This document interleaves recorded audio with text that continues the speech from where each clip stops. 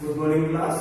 ધોરણ 9 વિષય વિજ્ઞાન ચેપ્ટર 3 અણુ અને પરમાણુ. હવે એક વસ્તુની તમે વાત કરી લો કે આપણે હવે ગયા લેક્ચરમાં રાસાયણિક સંયોગીકરણના જે બે નિયમો ભણ્યા એના પછી ડાલ્ટન દ્વારા અપાયેલું જે પરમાણુનું બંધારણ છે તો તે બંધારણનો આપણે હવે અભ્યાસ કરવાનો છે, બરાબર? તો તે બંધારણને અનુલક્ષીને તમારે સૌપ્રથમ પરમાણુ કેવું દેખાય છે અને તેના બંધારણમાં કયા કયા અપરમાણુય કણો આવેલા છે તેનો અભ્યાસ કરવાનો છે. તો તમે પહેલા બોર્ડની ઉપર જે પરમાણુનું બંધારણ છે તે જોઈ શકો છો. આપણું પરમાણુનું જે બંધારણ છે તે સૂર્યમંડળ છે, તો તે સૂર્યમંડળને મળતું આવે છે.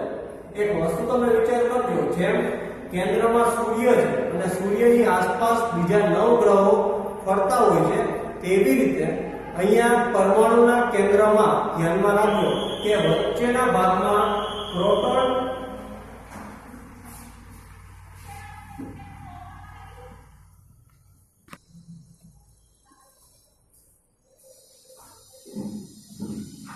જેમ સૂર્યમંડળની વાત કરી એમ સૂર્યમંડળના વચ્ચેના ભાગમાં સૂર્ય આવેલો હોય છે, તેની આજુબાજુ જેમ 9 ગ્રહો આવેલા હોય છે, એવી રીતે અહીંયા પરમાણુના કેન્દ્રમાં પણ પ્રોટોન અને ન્યુટ્રોન આવેલા હોય છે. પ્રોટોન પોતે ધનુજવાળી છે અને તેના જ આકર્ષણ બળની અસર હેઠળ જે ઇલેક્ટ્રોન છે તે પરમાણુ કેન્દ્રની આજુબાજુ જેમ ગ્રહ ફરે છે તેવી રીતે ઇલેક્ટ્રોન ફરે છે. એટલે સૂર્યમંડળની કલ્પનાને આધારે તે પરમાણુનું જે બંધારણ છે તે ડાલ્ટને સૂચવેલું હતું, બરાબર? આ ઉપરાંત ડાલ્ટને વૈજ્ઞાનિકો હવે પછીની સમસ્યા આ નિયમોની યોગ્ય સમજૂતી આપવાની હતી. બ્રિટિશ રસાયણશાસ્ત્રી જ્હોન ડાલ્ટને દ્રવ્યના સ્વભાવ વિશેનો જે મૂળભૂત સિદ્ધાંત આપ્યો તે સમય સુધી માત્ર તત્વજ્ઞાન જ હતું.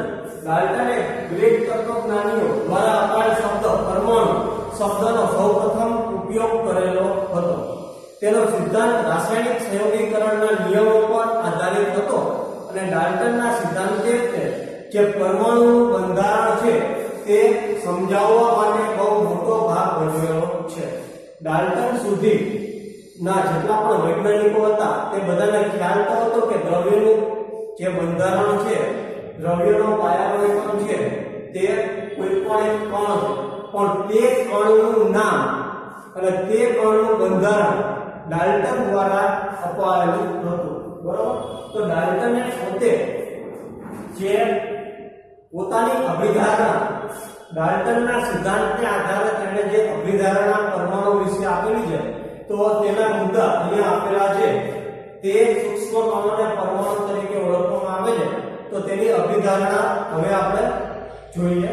એમાં પહેલું આવે છે દ્રવ્યના તમામ કણો પરમાણુ તરીકે ઓળખાતા અતિ સૂક્ષ્મ કણોના બનેલા હોય છે જે રાસાયણિક પ્રક્રિયામાં ભાગ લેતા હોય છે. કહેવાનો મિનિંગ શું છે કે જેમ મેં તમને વાત કરી કે પાણી છે તો પાણી બનેલું છે શું છે? H2O નું બનેલું છે. તો હવે તમે વિચાર કરો કે અહીંયા હાઇડ્રોજનનો પરમાણુ અને ઓક્સિજનનો પરમાણુ બંને પરમાણુ એકબીજા સાથે રાસાયણિક બંધનથી જોડાય છે. તો એવી રીતે અહીંયા હાઇડ્રોજન અને ઓક્સિજન બંને સ્વતંત્ર પરમાણુ હોય છે કે જે એકબીજા સાથે રાસાયણિક પ્રક્રિયામાં ભાગ લઈ અને પાણીની રચના કરે છે. બીજું, પરમાણુ છે તે અવિભાજ્ય કણ છે. તેને રાસાયણિક પ્રક્રિયા દરમિયાન સર્જન કે વિનાશ કરી શકાતો નથી. જેમ સમજાયું કે દ્રવ્યના નાના કણ શું? તો પરમાણુ, બરાબર? હવે પરમાણુ છે ડાલ્ટન હતો ત્યાં સુધી તેની અંદરના જે કણો છે તે શોધાયેલા હતા નહીં. એટલા માટે ડાલ્ટને પરમાણુને અવિભાજ્ય કણ કીધો. અવિભાજ્ય કણ એટલે પરમાણુ વિભાજન થઈ શકે નહીં તેવું, બરાબર? પરમાણુ છે તેનું સર્જન પણ નથી થતું અને તેનો વિનાશ પણ થતો નથી. કેમ કે તે નિર્જીવ પદાર્થ છે.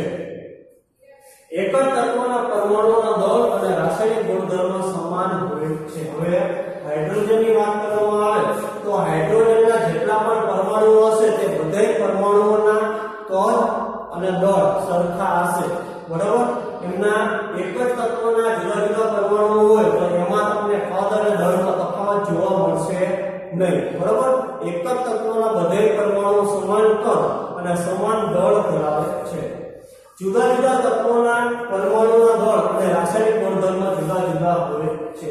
હવે હાઇડ્રોજન અને ઓક્સિજનની જો સરખામણી કરવામાં આવે તો તમે વિચાર કરો કે હાઇડ્રોજનનો નંબર 1 છે અને ઓક્સિજનનો નંબર 8 છે, બરાબર. એટલે સૌથી પહેલા ઓક્સિજનનું જે કદ છે તે હાઇડ્રોજનની સરખામણીમાં મોટું થશે. એટલે બે જુદા જુદા તત્વોના પરમાણુઓ હશે તે અલગ અલગ કદ ધરાવતા હશે, તેમનું જે પરમાણુય દળ હશે તે અલગ અલગ હશે, તેમની જે ભૌતિક અવસ્થા હશે તે પણ અલગ અલગ હશે અને તેમના રાસાયણિક ગુણધર્મોમાં પણ તમને વિવિધતા જોવા મળશે. પરમાણુઓ નાની પૂર્ણાંક સંખ્યાના યોગ્ય ગુણોત્તરથી જોડાઈને સંયોજન બનાવે છે. આપણે વાત કરી પાણીની તો તમને બધાને ખબર છે પાણી 1:8 તો 2:16 પણ તમે લખી શકો. હાઇડ્રોજન 2 છે એટલે 2 અને ઓક્સિજનનો જે પરમાણુ દળ છે તે 16 છે એટલે 2:16. 2 ઉડી જાય તો 1:8. એટલે આવી રીતે જે પાણી છે તે એક સાદી પૂર્ણાંક સંખ્યા 1:8 થી જોડાયેલા હોય છે. ફક્ત પાણી નહીં, જુદા જુદા પરમાણુઓ એકબીજા સાથે રાસાયણિક પ્રક્રિયા કરી અને જે પણ સંયોજન બનાવે તે સંયોજન એકબીજા સાથે સાદી પૂર્ણાંક સંખ્યાથી જોડાયેલું હોય છે. આપેલ સંયોજનોમાં પરમાણુઓની સંખ્યા અને પ્રકાર નિશ્ચિત હોય છે. જેમ 2 હાઇડ્રોજન અને 1 ઓક્સિજન હોય એવી રીતે હું તમને મીઠાની વાત કરું તો મીઠાની અંદર એક સોડિયમ અને બીજો ક્લોરીન હશે, બરાબર. એટલે કહેવાનો મતલબ કે જેટલા પણ પરમાણુઓ એકબીજા સાથે જોડાઈને સંયોજન બનાવે તેમાં પરમાણુની સંખ્યા નિશ્ચિત હોય છે, બરાબર, કે જે અષ્ટકના નિયમને અનુસરે છે. હવે એના પછીનો ટોપિક આવે પરમાણુ શું છે. તો ડાલ્ટનના અભિધારણાના સિદ્ધાંત ઉપરથી તમને પરમાણુ આ જે બોર્ડમાં તમને સ્ટ્રક્ચર આપેલું છે એના ઉપરથી પરમાણુનું બંધારણ તમને ખ્યાલ આવી ગયો હશે. તો પણ અહીંયા એક કોન્સેપ્ટ આપેલો છે તેને સમજવાનો પ્રયત્ન કરી. શું તમે ક્યારેક કોઈ કડિયાને દીવાલનું બાંધકામ કરતા જોયો છે? જે દીવાલો દ્વારા ઓરડો બને છે આવા ઓરડાના સમૂહની ઇમારત દેખાય છે તો આ ઇમારતના પાયામાં એકમ હોય છે અને કોઈ કીડીના દરના પાયાનો એકમ શું હોય? રેતીનો એક નાનો કણ હોય છે. એવી રીતે બધા દ્રવ્યોની રચના પરમાણુઓથી થયેલી હોય છે. કહેવાનો મતલબ કે પૃથ્વી ઉપર જોવા મળતી જેટલી પણ નિર્જીવ વસ્તુ છે તે નિર્જીવ વસ્તુના પાયામાં પરમાણુ રહેલો હોય છે. જુદા જુદા તત્વોના પરમાણુ છે તે જુદા જુદા હોય છે. કોઈ એક જ તત્વના પરમાણુઓ હંમેશા સરખા હોય, એમની ભૌતિક સ્થિતિ સરખી હોય, તેમના રાસાયણિક ગુણધર્મો સમાન હોય, પરંતુ જુદા જુદા પરમાણુની વાત કરવામાં આવે તો જુદા જુદા પરમાણુઓ છે તે અલગ અલગ હશે, તેમની ભૌતિક સ્થિતિ પણ અલગ અલગ હશે અને તેમના રાસાયણિક ગુણધર્મો પણ અલગ અલગ હશે.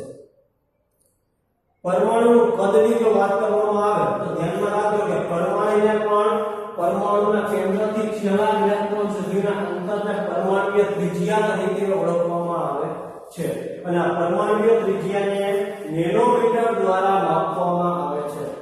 નેનોમીટર છે તે લંબાઈનો એક સૌથી નાનો એકમ છે.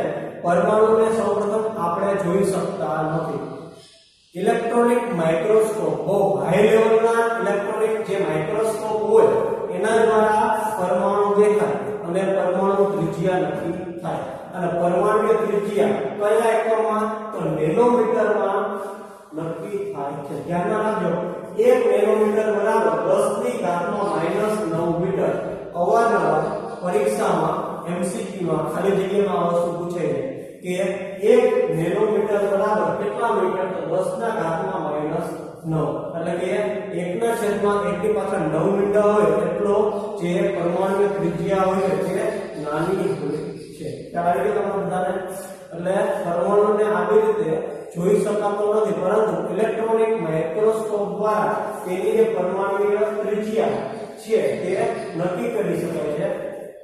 અહીંયા તમને પેજ નંબર 33 ઉપર જુદા જુદા પરમાણુઓની પરમાણુ ત્રિજ્યા આપેલી છે, જેમાં હાઇડ્રોજન પરમાણુ છે એની 10 ની ઘાતમાં -10 મીટર, પાણીનો અણુ છે એમાં 10 ની ઘાતમાં -9, સફરજન છે એમાં 10 ની ઘાતમાં -1, બરોબર. એટલે જુદી જુદા તત્વોની પરમાણુ ત્રિજ્યા તમને આપેલી છે કે જે તમારે ધ્યાનમાં લેવાની છે. એના પછીનો ટોપિક હવે પછી જોઈશું.